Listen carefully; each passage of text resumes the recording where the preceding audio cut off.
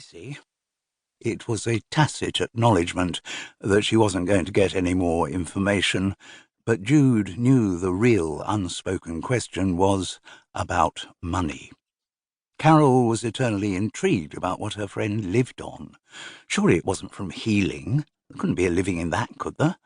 Where did Jude's income derive from? Was it, Carole's suspicious mind speculated, payments from still besotted former lovers?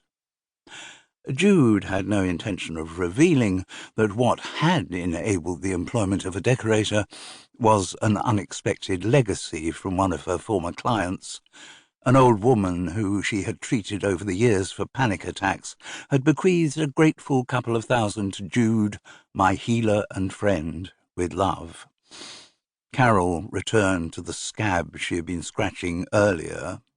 So, what is this about colours prompting emotions? There is a view, Jude replied, that certain colours encourage certain moods. Whose view? Came the sharp response. How far do you want me to go back? Asked Jude wearily. According to some authorities, chromotherapy originated with the Egyptian god Thoth. Authorities? Carole echoed cynically. By that, I suppose you mean New Age bird brains? Jude hadn't the energy to get into another of these circuitous arguments, but, needless to say, Carole wasn't finished. She selected another word to repeat with the same dismissive intonation. Chromotherapy. Giving something a medical-sounding name doesn't stop it from being mumbo-jumbo, you know. Jude looked at her watch. It had a large round face and was threaded onto a colourful ribbon tied around her wrist. I have to go, she said abruptly. Someone coming to see me. Patient? Asked Carole. As you know, I prefer to use the word client, said Jude, for the umpteenth time. So is it a client or Jude was amused by the absent words. Or another of your lovers? But however much she thought that, Carole would never say it. Someone I'm mentoring, Jude said as she rose from the table. Mentoring?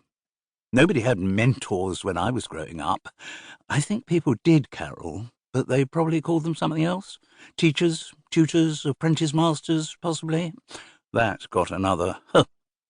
Then, by the way, who are you getting to do your decorating? Pete.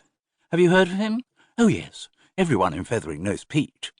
Jude waited for the critical remark that followed the mention of most local names, but it didn't come.